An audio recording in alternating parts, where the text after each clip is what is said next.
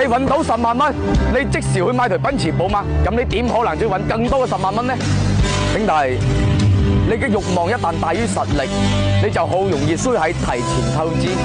你不妨睇下身邊嘅人，有機會俾佢揾到10幾萬，但係又可以揾住1年嘅，少之又少。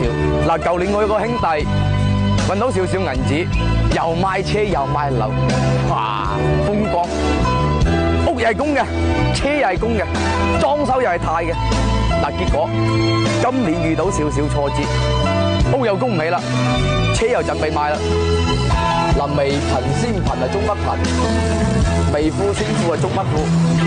年輕人揾到人生嘅第一桶金咧，就應該去努力咁賺錢，去創業，唔係一日諗住奔馳寶馬、透支消費去晒命，去發朋友圈。